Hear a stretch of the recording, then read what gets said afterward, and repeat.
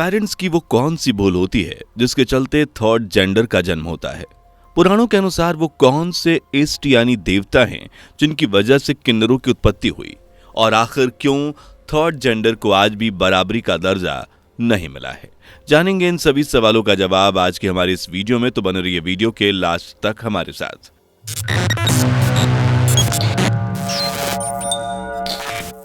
दोस्तों, ये दुनिया बहुत खूबसूरत है और इस खूबसूरत दुनिया में रहने वाले इंसान भी ईश्वर की वो रचना है जिसे सबसे सर्वश्रेष्ठ बताया गया है।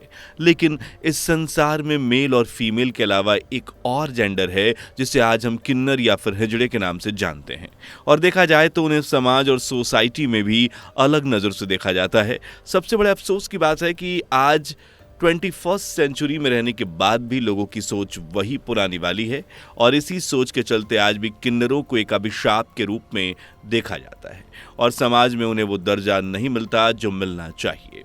बहुत से लोगों का ऐसा मानना है कि पिछले जन्म के गुनाहों की वजह से या फिर ग्रहों के ना मिलने की वजह से किन्नरों का जन्म होता है, लेकिन ये किस हद तक सही है, इसको जानने के लिए चलिए डिटेल में चलते हैं और बात करते हैं इसके साइंटिफिक रीजन की। लेकिन वीडियो में आगे बढ़ने से पहले अगर आप इस वीडियो पे नए हैं, इस चैनल पे नए हैं, तो चैनल को सब्सक्राइब और वीडियो को लाइक कर दें। दोस्तों, हम सभी बच्चे के जन्म पर खुशियां मनाते हैं और सेलिब्रेशन करते हैं, चाहे घर में नन्ही परी आई हो या फिर बाल गोपाल, सेलिब्रेशन तो बनता है। लेकिन हम में से बहुत कम लोग इस बात से वाकिफ हैं कि दुनिया में इन दोनों जेंडर के अलावा थर्ड जेंडर के बच्चे भी पैदा होते हैं। हालांकि दुनिया में जितने बच्चे पैदा होते हैं उसमें इसका रेशियो बहुत कम होता है, लेकिन आखिर ये बच्चे पैदा कैसे होते हैं, सवाल तो फिर वहीं आकर अटक गया। तो दोस्तों, बता दें कि ऐसे बच्चा पैदा होने की एक खास वजह होती है और वो है क्रोमोसोम, और ऐसा आमतौर पर स्त्री और पुरुष के क्रोमोसोम में गड़बड़ी की वजह से होता है, और ऐसा हम नहीं, साइंस कह रही है। तो चलिए इसे साइंस की लैंग्वेज में समझते हैं। वैसे तो दोस्तों, एक बच्चा ट्रांसजेंडर बनता कैसे है, ये भी एक पहेली से कम नहीं है। फिर भी डॉक्टरी साइंस क्या कहती है उसे समझते हैं। महिलाओं में XX क्रोमोसोम मौजूद होते हैं और पुरुषों में XY। इनके मिलन से ही ओवरी में बच्चा बनता है। ऐसे में महिला का X और पुरुष का Y क्रोमोसोम मिलने से लड़का पैदा होता है, और दोनों X मिलने पर लड़की का जन्म होता है। ऐसे में तीसरा जेंडर होता है उनका जन्म क्रोमोसोम डिसऑर्डर यानी कि मेटाबॉलिक डिसऑर्डर के चलते होता है। यह एक ऐसा जेनेटिक डिसऑर्डर है जिसके कारण क्रोमोसोम मिसिंग होने की समस्या होती है। इसमें XXYY क्रोमोसोम का मिलन होता है जो कि एक बर्थ डिफेक्ट कहलाता है, और ये तीसरा जेंडर यानी किन्नर इसी से पैदा होते हैं। इसलिए हम सभी ने कभी ना कभी ये बात तो सुनी होगी कि प्रेगनेंसी के 3 महीने तक बहुत ही हिदायत बरतनी चाहिए, नहीं तो कुछ भी हो सकता है।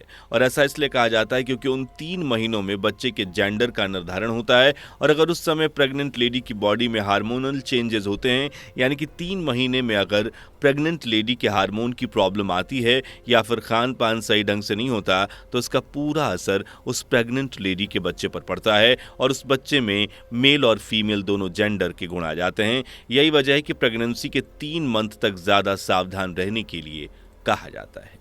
चलिए अब जानते हैं ऐसी कौन सी लापरवाही हो जाती है जो पेरेंट्स करते हैं जिससे थर्ड जेंडर बनने के चांसेस ज़्यादा बढ़ जाते हैं। सबसे पहले, अगर किसी प्रेग्नेंट लेडी को फीवर आ जाए तो उसे अपनी मर्जी से कोई भी फीवर की दवा नहीं लेनी है, बल्कि अपने डॉक्टर से कंसल्ट करके ही दवा लेनी चाहिए। इसके अलावा प्रेग्नेंट लेडी को प्रेगनेंसी के टाइम पर अलग अलग तरह का खाने को मन करता है। ऐसे में वो बाहर का अनाप शनाप चीज़ें को खाना ज़्यादा पसंद करती है, चाहे भले ही वो केमिकल से बना क्यों ना हो। लेकिन अगर बाहर का खाना ज़्यादा इस्तेमाल किया जाए तो थर्ड जेंडर की समस्या हो सकती है। इसलिए खुद डॉक्टर बनने से बेहतर है कि आप अपने फैमिली डॉक्टर से कंसल्ट करके कोई काम करें। दोस्तों, साइंटिफिक रीजन के हिसाब से अब हम समझ चुके हैं कि थर्ड जेंडर यानी किन्नर का जन्म कैसे होता है, लेकिन गौर करने वाली बात यह है कि इसमें इन किन्नरों का कोई दोष नहीं होता, बल्कि ये भी हमारी तरह इंसान हैं और हमें उनके साथ नॉर्मल बिहेव करना चाहिए। ऐसा भी कोई व्यवहार नहीं करना चाहिए जिससे उनकी भावनाओं को ठेस पहुंचे। देखा जाए तो वो भी हमारे समाज का एक हिस्सा है। चलिए अब किन्नरों से जुड़ी पौराणिक कथाओं पर गौर फरमाते हैं। धार्मिक ग्रंथों के अनुसार अगर हम बात करें तो इसकी कथा बड़ी विचित्र है। शिव पुराण के अनुसार एक बार एक राजा हुआ करते थे जिनके पुत्र का नाम ईल था। जो बड़े ही साहसी और पराक्रमी हुआ करता था। कहते हैं कि राजा इल को शिकार खेलने का बड़ा शौक था और इसी शौक के चलते एक दिन राजा इल अपने कुछ सैनिकों के साथ शिकार पर निकल पड़े। जंगल में पहुंचे तो राजा को बड़े ही विचित्र और सुंदर जानवर दिखाई दिए, जिसका राजा ने शिकार किया। कई जानवरों का शिकार करने के बाद जब राजा का मन नहीं भरा और शिकार करने की इच्छा से वो जंगल में और आगे बढ़ता गया और उस पर्वत पर पहुंच गया जहां भगवान शिव माता पार्वती के साथ स्नान कर रहे थे। कहते हैं कि उस समय भगवान शिव ने माता पार्वती को खुश करने के लिए औरत का रूप धारण कर लिया था और जिस समय भगवान शिव ने स्त्री रूप धारण किया उस समय जंगल में मौजूद सभी जीव जंतु और पेड़ पौधे भी स्त्री का रूप ले चुके थे और वही जंगल में मौजूद राजा इल और उसके सैनिक भी अब स्त्री रूप में आ चुके थे। राजा ने अपने आप को इस रूप में देखा तो उन्हें बहुत दुख हुआ और वो समझ नहीं पा रहे थे कि आखिर उनके साथ ऐसा क्या हुआ है। लेकिन जब उन्हें पता चला कि भगवान शिव के कारण वह सभी स्त्री रूप में आ चुके हैं, तब राजा इल भगवान शिव से विनती करने लगे कि हे प्रभु, मुझे फिर से पुरुष के रूप में परिवर्तित कर दीजिए।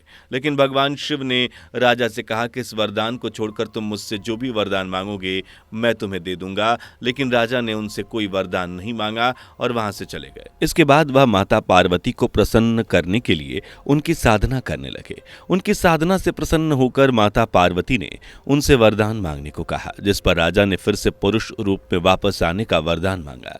माता पार्वती ने कहा राजा से कि तुम मुझसे वरदान जो मांग रहे हो उसका आधा हिस्सा तो भगवान शिव के पास है, मैं तो तुम्हें आधा वरदान ही दे सकती हूँ, यानी तुम अपना आधा जीवन स्त्री रूप में और आधा जीवन पुरुष रूप में व्यतीत कर सकते हो।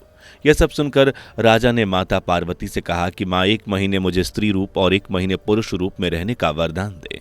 माता पार्वती ने वरदान देने के साथ ही राजा को इस बात के लिए सचेत किया कि जब तुम पुरुष रूप में रहोगे तुम्हें अपने स्त्री रूप और स्त्री रूप में रहने पर पुरुष रूप याद नहीं रहेगा।